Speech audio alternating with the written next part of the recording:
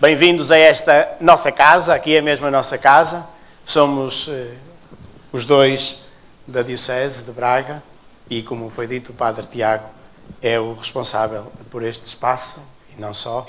E nós vamos conversar sobre a sua tese de doutoramento, publicada em livro, e que nos pode ajudar a continuarmos o entusiasmo, a sermos homens e mulheres. Aqueles que estiveram aqui em outubro, são da casa, desculpem os outros, ainda se lembram? Nós somos homens e mulheres,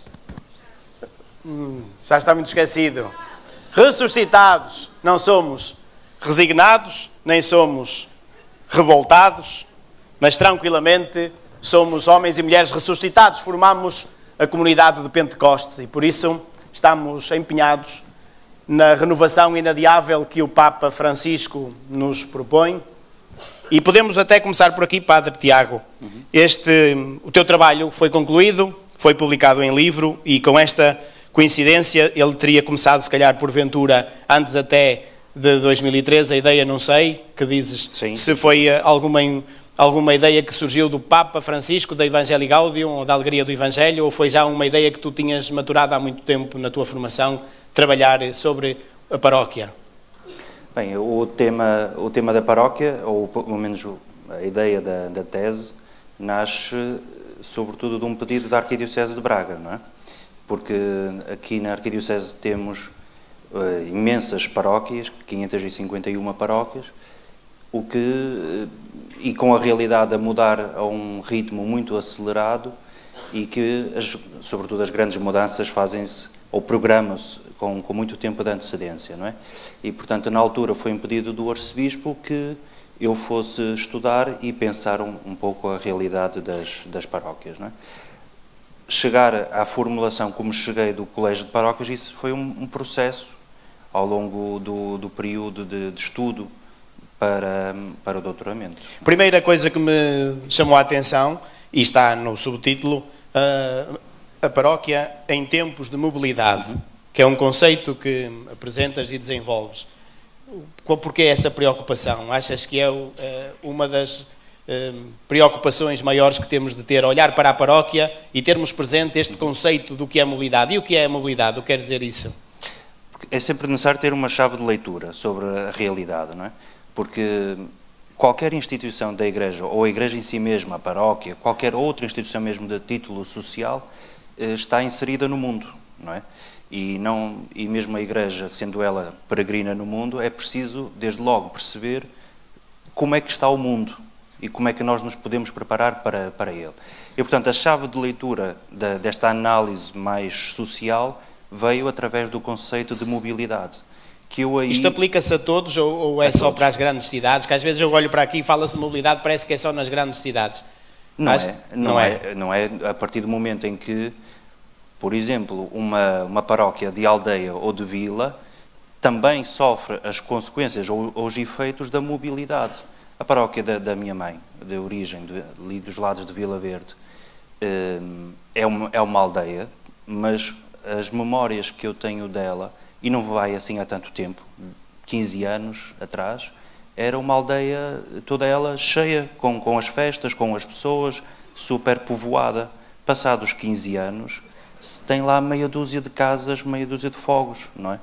Ou seja, não é uma grande cidade, mas sofre as consequências diretas do conceito de mobilidade. Portanto, as pessoas saíram da aldeia para irem para as vilas ou para as grandes cidades, não é? Esta proposta aplica-se no sentido, não é da prática, já lá chegaremos, mas este conceito e da proposta abrange todas as paróquias.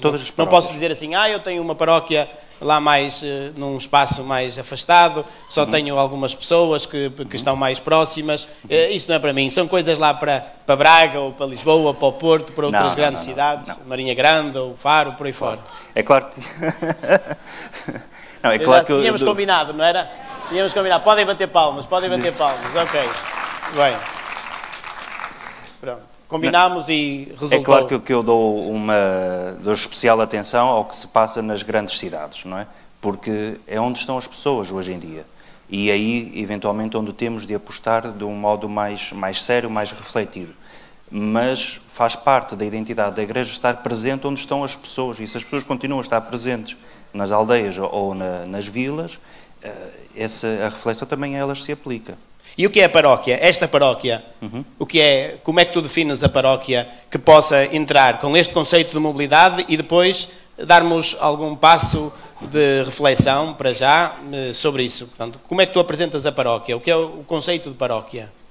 Sim, isso aí é necessário fazer um exercício de imaginação, de limparmos, em primeiro lugar, da cabeça tudo aquilo que nós temos e entendemos que é a paróquia atualmente. Ou seja, a paróquia atualmente é aquela comunidade, como diz o Código de Direito Canónico, basicamente, que é uma comunidade de fiéis que está sobre o pastoreio de um sacerdote, não é? Portanto, é uma instituição ou um edifício com uma igreja, com um centro pastoral, e é isso que nós chamamos paróquia. Aquilo que eu procurei fazer é ir, desde logo, à origem, ao conceito, à palavra paróquia, não é? Paraoikia, junto da casa das pessoas. Por isso é que o parco é o paróicos, o transeunto, o peregrino que vai onde as pessoas estão. E João 23 tinha muito esta ideia de a paróquia como a fonte, o centro das cidades ou das aldeias, da vila, para onde todos acorriam. E isso hoje já não existe, não é? O meu irmão, o mais novo até, por exemplo, está na Inglaterra, em Londres, e várias vezes vou visitá-lo, e boa parte até dos subúrbios das cidades nem têm este conceito de centro da cidade, ou centro, não é? São blocos, e portanto mesmo o conceito de centro não existe. Ora, então aquilo que eu faço é pensar ou desmontar a ideia de paróquia para avançar para uma ou outra, ou seja, se paróquia é toda aquela realidade da qual a Igreja deve estar próxima, deve estar presente, então existem um conjunto mais alargado de realidades que fazem parte ou são destinatários da missão da Igreja. E eu dou aí alguns exemplos, como seria um hospital. O hospital está incluído neste conceito de paróquia? Sim. Ou seja, um hospital, uma prisão, uma universidade. Porquê? Porque são espaços humanamente densos e espiritualmente também de grande importância, onde a Igreja deve estar presente. Achas que é possível nós limparmos a nossa cabeça? E foi uma das coisas que me aconteceu, e por isso até fiquei muito careca por causa disso. Ao ler o livro comecei a limpar. A minha só os cabelos brancos. Quando dei por ela já estava por lá de fora. Mas não é preciso limpar porque a realidade já existe. Já existe essa realidade. E se calhar aquela que é mais evidente é o mundo universitário. Sim. Okay? Onde ainda há meia dúzia de anos havia este fluxo de jovens que viviam numa aldeia ou numa vila e iam à semana à universidade e depois regressavam à sua casa. Progressivamente a realidade foi mudando, ou seja, que começaram a morar em residências universitárias, em outros espaços, e onde antes regressavam semanalmente, passaram a regressar mensalmente ou a não regressar. Portanto, o seu espaço, a sua comunidade cristã prioritária por excelência é a universidade. Aquele conceito geográfico quase exclusivo de paróquia é preciso repensar. Claro, claro. Sem abdicar dele, naturalmente, porque ele também é uma realidade, não é? Embora com a questão da mobilidade não é o prioritário, não é a geografia. Eu moro em determinada rua, pertenço àquela paróquia. Não é essa a perspectiva que apresentas? Não, nós temos duas hipóteses. Ou nos adaptamos à realidade, percebemos o que é que se passa na realidade e jogamos com ela, ou forçamos a realidade a ser aquilo que nós queremos que ela seja. E como se costuma dizer, a realidade impõe-se. Portanto, não adianta forçar as coisas a serem aquelas que por natureza já estão a mudar e já mudaram, não é? Isso para mim é importante. A Igreja tem que estar presente num território, mas a Igreja não é um território e nem sequer corresponde àquilo que são os princípios básicos do cristianismo. São Paulo, quando se dirigia às suas comunidades de Coríntio ou aos romanos, dizia à Igreja presente em Corinto, não à Igreja de Corinto, aos que são naturais de Corinto, à Igreja que está presente em Corinto. E, portanto, nas nossas paróquias, sobretudo aquelas da malha urbana, são compostas por gente que vem de outros lados. E hoje é mais do que evidente que alguém nasce num sítio, trabalha no outro, mora no outro, e se for preciso... E mora noutro e noutro, às vezes dois sítios, e participa na vida comunitária de uma ou outra paróquia que não pertence a nenhuma destas. Pois. Olha, e no capítulo 4, que é um dos centrais para mim, embora depois o 5º é aquele que fala sobre o colégio de paróquias, que a seguir nos vais explicar o que é, mas no 4º tu intitulas mesmo Repensar a Paróquia. E neste Repensar a Paróquia, tendo em conta esta proposta de paróquia, né, comecem a limpar também as vossas cabeças e atenção à questão capilar, mas neste Repensar a Paróquia tu pões 4 itens. Sim. Que são sugestivos e queria que, rapidamente, porque o tempo é de facto breve, pudesses explicar a hospitalidade, a gestação, a comunicação e a memória. Isso parte de uma ideia base, isto é, analisando a realidade, nós temos, sobretudo, 2 estratégias que estão em curso. Uma delas clássica, que é são chamadas unidades pastorais, que basicamente são um modo administrativo de gerir os recursos humanos e patrimoniais que nós temos, ou seja, mas que no fundo vai bater o que é que nós podemos fazer para que tudo permaneça igual, o modelo clássico de paróquia que nós temos. E essa é uma estratégia que pode resultar e vai resultar a breve prazo, mas se é de tipo administrativo, rapidamente perderá a sua força. Começando pelo número de sacerdotes. Porquê é que se fazem as unidades pastorais? Porque temos menos padres, e, portanto, um padre antes estava com uma paróquia, agora está com 3 ou 4. Daqui a algum tempo estará com 15, com 20 ou com 40. E não, humanamente, isso é impossível aguentar. A segunda estratégia tem a ver mais com a vida da comunidade. E a minha proposta vai no sentido de colocar esses 2 patamares, essas 2 dimensões a par de importância. Ou seja, qualquer proposta que seja feita deve, por um lado, atender à urgência de renovar a vida das comunidades cristãs, porque sem elas, qualquer hipótese pastoral, qualquer estratégia, qualquer modelo, será sempre um modelo destinado ao falhanço.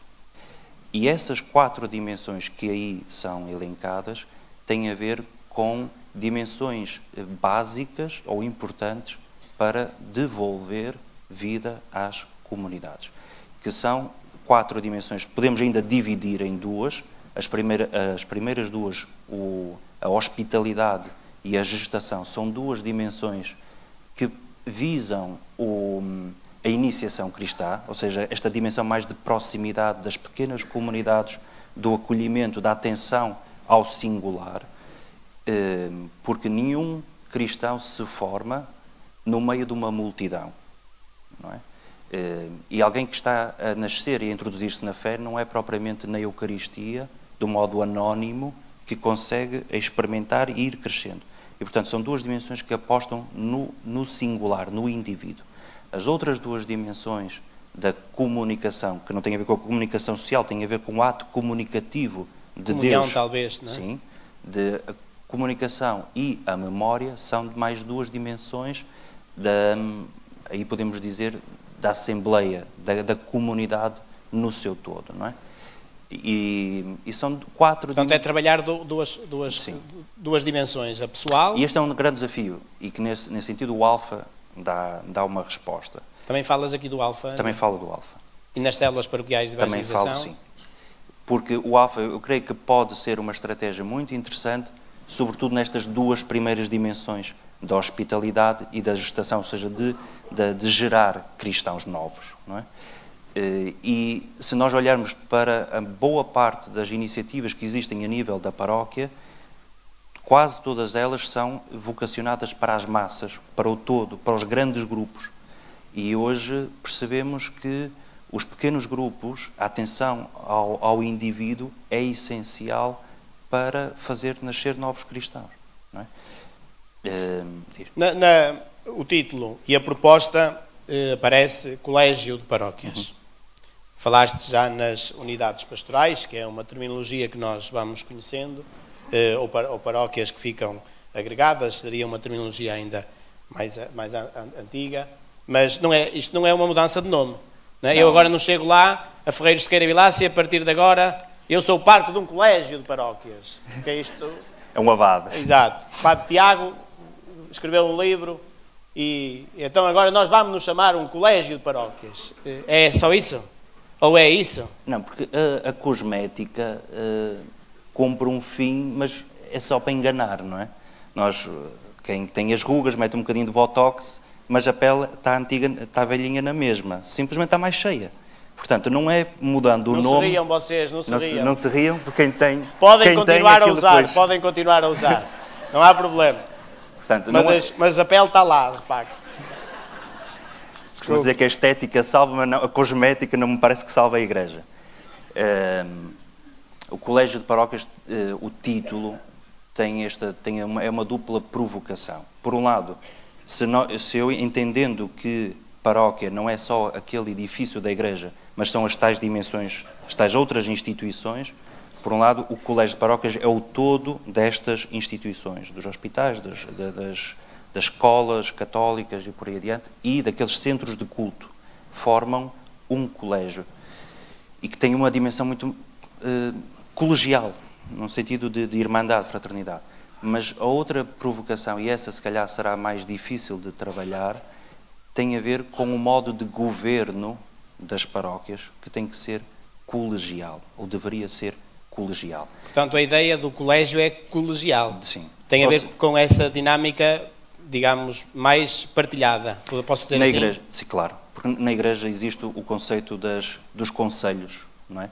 E o padre é o pastor das comunidades, tem os seus conselhos. Conselho Económico, Conselho Pastoral. Conselho Pastoral, mas o conselho é um conselho.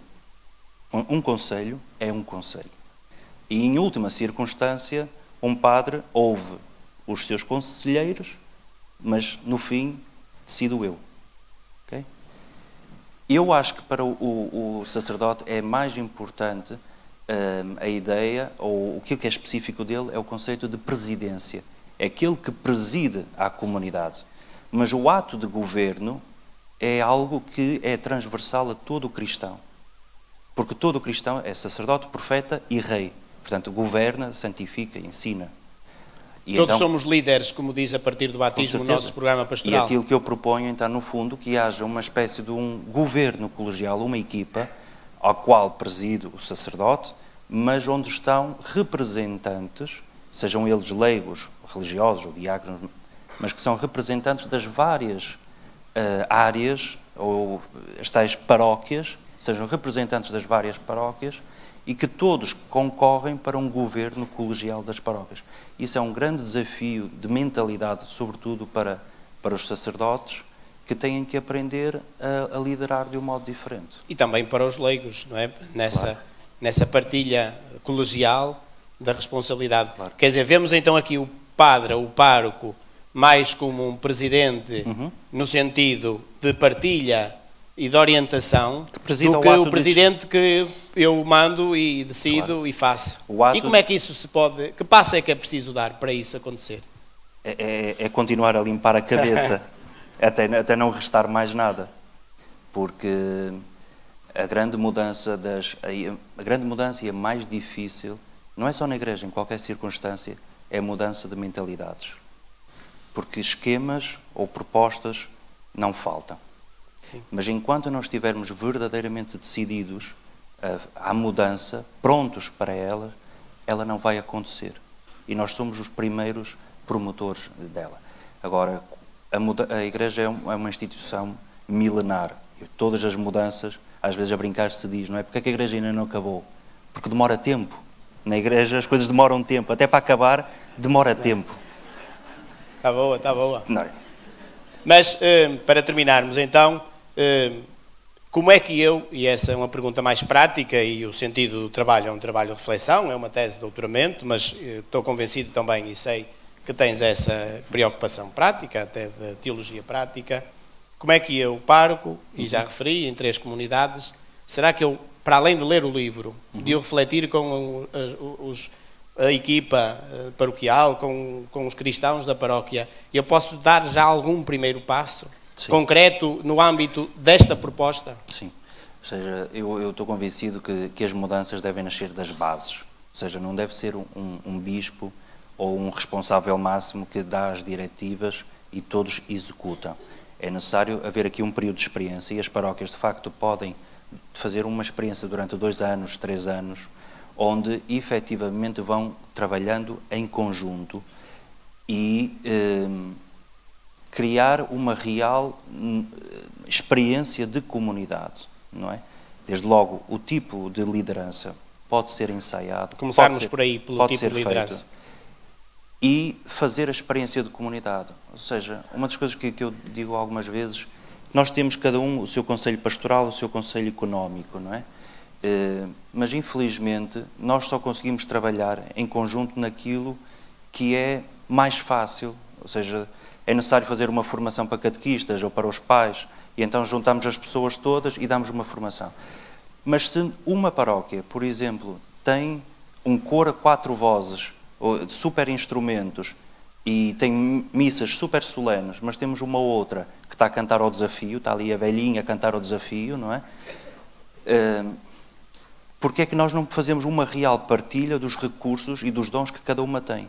Se temos uma paróquia que é mais de cidade, tem dinheiro, tem capacidade de investir, e temos uma outra que está ali ainda a fazer os peditórios porque precisa de pintar a igreja. E aí, quando chega ao bolso, nós não somos capazes de ajudar, ter esta capacidade de fraternidade.